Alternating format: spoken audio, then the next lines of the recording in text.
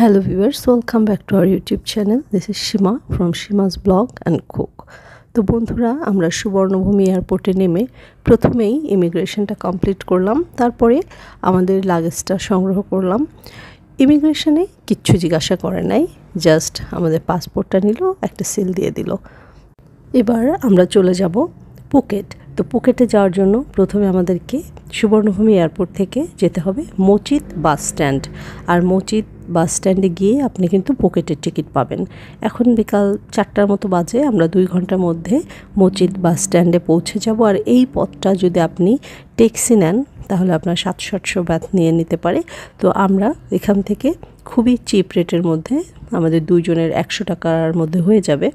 তো আমরা এখান থেকেই বিটিএসে করে চলে যাব মচিত বাস স্ট্যান্ডে। তো এয়ারপোর্টের ভেতর থেকেই আমরা লাগেজটা টানতে টানতে চলে আসছি, বিটিএস কাউন্টারে চলে আসছি। এখান থেকে আমরা টিকিটটা করে নিলাম।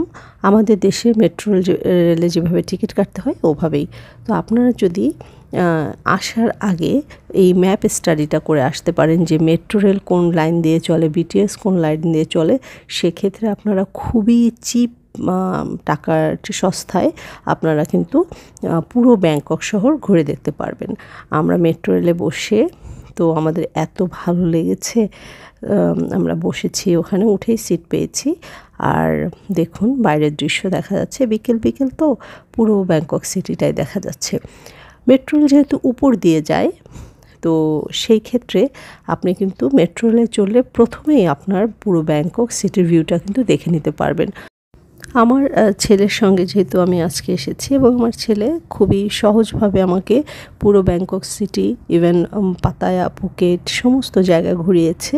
ওর হাতে যেহেতু গুগল ছিল এবং গুগল স্টাডি করে করে আমাকে সব জায়গায় নিয়ে গেছে। এবং মেট্রো ট্রেনে চড়ার কারণে আমাদের কিন্তু ভাড়া একদম অর্ধেকেরও নিচে নেমে এসেছে। মানে কনভেন্সটা আমরা পরবর্তীতে কিন্তু শপিংয়ে ইউজ করেছি।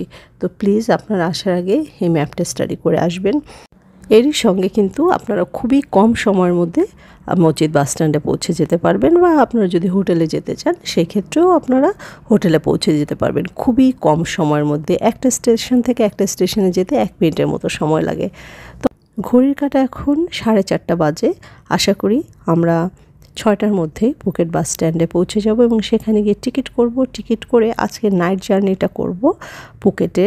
তো সেক্ষেত্রে আমাদের ব্যাংককে কিন্তু থাকার কোনো প্রয়োজন হচ্ছে না।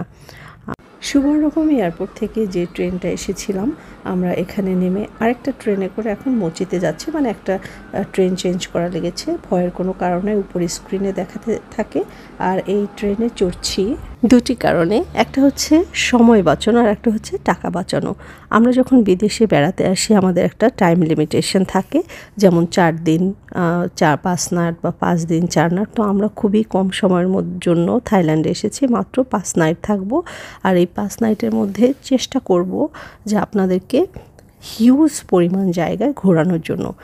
তো যারা শর্ট ট্রিপে আসবেন প্লিজ আমার ভিডিওগুলি আপনারা দেখবেন, চ্যানেলটা সাবস্ক্রাইব করে একটার পর একটা ভিডিও দেখবেন। একটি ভিডিওতে সব কিছু দেখানো সম্ভব না, এজন্য সিরিয়ালে কয়েকটা ভিডিও দেখলেই আপনারা কিন্তু পুরো একটা গাইডলাইন পেয়ে যাবেন। আমরা মচিত বাস স্ট্যান্ডে গিয়ে আমাদের খুব খারাপ লেগেছে, গিয়ে দেখি একটা টিকিট আছে 6টার গাড়িতে। আমরা যেহেতু 2 জন, তো আমাদের আজকের নাইটে যাওয়া হলো না।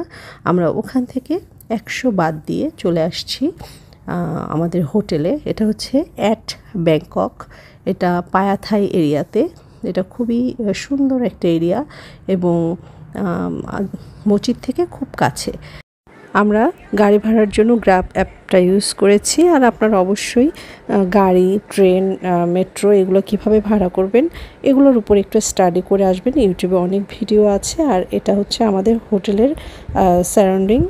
আমাদের হোটেলটা কিন্তু খুবই কম টাকার মধ্যে হয়েছে। আমরা একটু সন্ধ্যার পরে যে হোটেলে উঠে আবার বের হয়েছি। আশেপাশের ভিউটা শেয়ার করছি, একই সঙ্গে আমি হোটেলের প্রাইসটা বলে দিচ্ছি। হোটেলের ভিউটা, রুম ভিউটা পরে দেখাবো। আর হোটেল প্রাইস নিয়েছে মাত্র 800 বাত পার নাইট। তো আমরা 2 জনে থেকেছি, বড় বড় 2টা বেড এবং খুব সুন্দর একটা হোটেলের এনভায়রনমেন্ট ছিল, পাশেই ছিল দি লাইন অ্যান্ড এই যে 7-Eleven-এর স্টোরটা। তো 5 মিনিট পরপরই কিন্তু আপনারা 7-Eleven পেয়ে যাবেন। আমরা এখন রাত্রে এসেছি খাবার কেনার জন্য। আমরা 7-Eleven থেকে টুকটাক খাবার কিনেছি। আর এইগুলো হলো স্ট্রিট ফুড। এটা হচ্ছে থাইল্যান্ডের জাতীয় ফল বলা যায়। এটা আমাদের ইচ্ছা আছে খাওয়ার, তবে আজকে না, যেহেতু নতুন জিনিস এক্সপিরিয়েন্স করবো। এখনই খেয়ে আমাদের যদি অসুস্থ হয়ে যায়, ভালো না লাগে। তো যাই হোক, আমাদের হোটেলটা হচ্ছে এলিজাবেথ হসপিটালের একদম সাথে লাগানো। আর আমাদের হোটেলটা বিটিএস স্টেশনের কাছাকাছি হওয়াতে পায়ে হেঁটেই আমরা যে কোনো জায়গায় মুভ করেছি ইজিলি। সেক্ষেত্রে আমাদের কোনো টুকটুকের প্রয়োজন হয় নাই। আপনারা আসার আগে টুকটুকের ভাড়া সম্পর্কে অ্যাওয়ার থাকবেন। এখানে টুকটুকে উঠলেই 200 টাকার নিচে কোনো টুকটুক নাই। সেক্ষেত্রে আপনারা 4টা 5টা 6টা স্টেশন ট্রাভেল করলে মাত্র 30 টাকা 35 বাত আসে। আমি বারবার টাকা বলছি, আসলে এটা বাত হবে। আর এই যে স্ট্রিট ফুডগুলো আপনারা দেখছেন, এখন রাত্রে আমরা একটু টায়ার্ড আছি, রুমে ফিরে যাব। আর 7-Eleven থেকে কী কী খাবার কিনলাম সেটাও আমরা শেয়ার করছি রুমে গিয়ে। 7-Eleven হচ্ছে থাইল্যান্ডের মুদির দোকানের মতো, মানে আমাদের বাংলাদেশে যেরকম মুদির দোকান আছে সেরকম কিছু দূর পরপরই একটা করে 7-Eleven পেয়ে যাবেন। আর এখানে নাই এমন কিছু নাই, সব কিছু রিজনেবল প্রাইসে, ভাত থেকে শুরু করে ফ্রাইড রাইস সব আছে। তো যাদের খাবার নিয়ে একটু অ্যালার্জি আছে অথবা রেস্ট্রিকশান থাকে অনেক খাবার দাবারে, সেক্ষেত্রে আপনারা কিন্তু 7-Eleven থেকেই খাবার নিতে পারেন। আমরা স্ট্রিট ফুডে বেশি ফোকাস করিনি। প্রথম দিনে আমরা 7-Eleven থেকে আমাদের খাবার নিয়েছি। আর এই যে আমাদের হোটেলের ফ্রন্ট সাইডটা, আমরা এখন রুমে চলে আসছি। আর দেখুন, আমরা 7-Eleven থেকে এনেছি একটা কোক, তারপর এনেছি একটা নুডলস। তো নুডলসের ওখানেই গরম পানি আপনারা পেয়ে যাবেন, আমরা গরম পানি অ্যাড করে নিয়ে আসছি। আর সব কিছুই কিন্তু একদম রিজনেবল প্রাইসে, চিপ বলা যায়।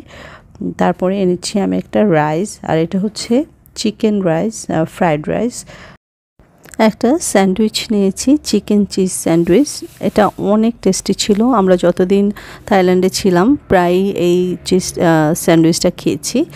আসার সময় বাইরে যেই রাস্তার পাশে স্ট্রিট ফুডের দোকানগুলো ছিল, ওখান থেকে একটা সসেস আর একটা চিকেন বল, মিট বল নিয়েছি। তো এই ছিল আমাদের রাতের খাবার। ওরা একটু সস দিয়েছে। আশা করি ভিডিওটি আপনাদের ভালো লেগেছে।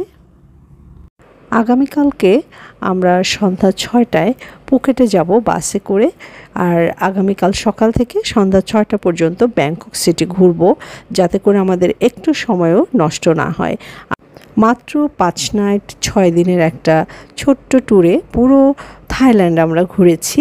আশা করি এই ভিডিওগুলো যদি আপনারা দেখেন, আপনাদের চমৎকার একটা আইডিয়া হবে আপনার থাইল্যান্ড ট্যুরটা সাজানোর জন্য। এভরিথিং আমি শেয়ার করব, টাকা পয়সা থেকে শুরু করে প্লেস টু প্লেস কিভাবে আপনারা ট্রিপটা সাজাবেন। আজকে বিদায় নিচ্ছি। সবাই ভালো থাকবেন, সুস্থ থাকবেন। Good bye.